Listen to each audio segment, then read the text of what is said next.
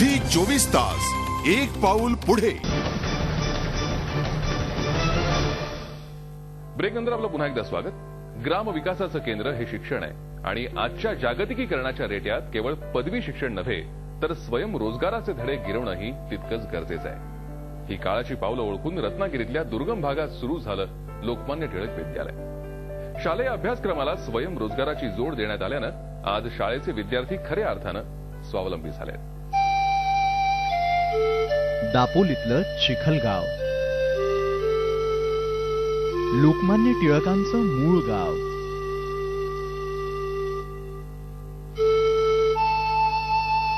अतिशय दुर्गम अशा गावात साधारणतः 25 वर्षांपूर्वी साधा रस्ताही नव्हता.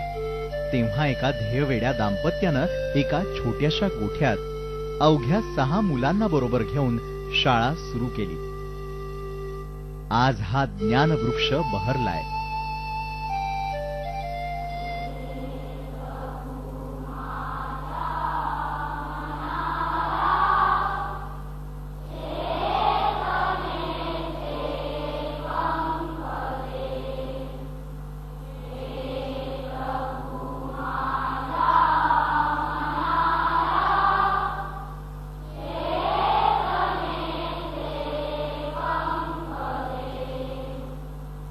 आज केवळ पाठ्यपुस्तकावर आधारित शिक्षण हाच उद्देश न ठेवता इथले विद्यार्थी स्वयंरोजगाराचे धडे पण गिरवतायत.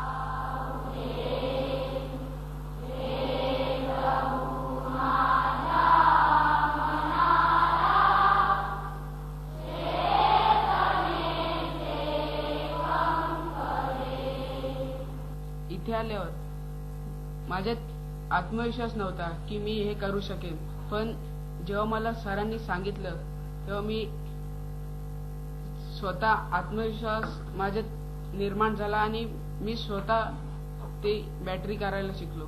डीसी बल्ब 9 वॅटचे 2 वॅटचे असे बनवायला शिकलो मी. राजा आणि रेणू दांडेकर यांनी जाणीवपूर्वक गावात सुरू केलेली ही शाळा हे ग्राम विकासाचं केंद्र आहे याची मनाशी खूणगाठ बांधून शाळेचं काम सुरू झालं.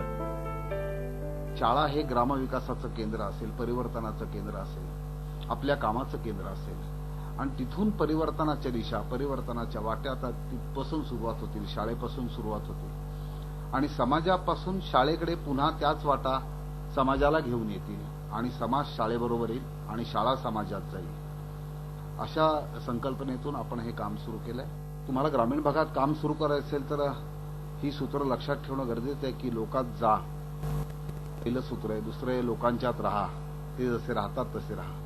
तिसरं सूत्र आहे लोकांपासून शिका.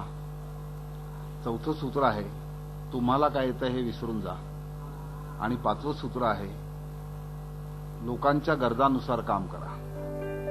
ग्रामीण भागातील मुलांच्या समस्या या शहरी विद्यार्थ्यांपेक्षा मूलभूत असतात. आजही शाळेत जायचं म्हटलं तरी विद्यार्थ्यांची पायपीट काही चुकत नाही.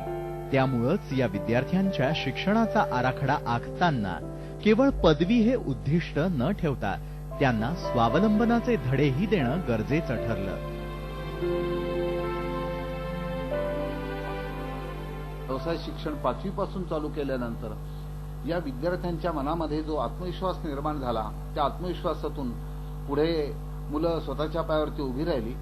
आज आपल्याला असं दिसेल की चिखलगावच्या 3 बाजूच्या 3 दिशांच्या 3 गावांमध्ये तुम्हाला आमच्या मुलांची वर्कशॉप चालू झालेली दिसतील. आज शाळेत शिकून बाहेर पडलेले विद्यार्थी याच शाळेत इतर विद्यार्थ्यांना शिकवतायत.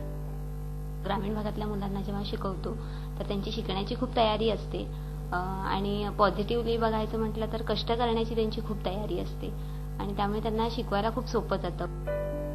1982 साली सुरू झालेल्या या उपक्रमातून आज एक सुंदर शैक्षणिक संस्था इथे उभी राहिली आहे. 84 साली शाळा सुरू केली आणि त्याच 84 साली आम्ही चिखलगावमध्ये ग्रंथालय सुरू केलं आणि तेव्हा लोकांनी आम्हाला वेड्यात काढली की 540 वस्तीच्या गावामध्ये रजिस्टर्ड ग्रंथालय संस्था सुरू करताय, कशाला पाहिजे, कोण वाचायला येणार इथे पुस्तकं. फलित असं दिसतं की आज शाळेमध्येच ग्रंथालय चालतं.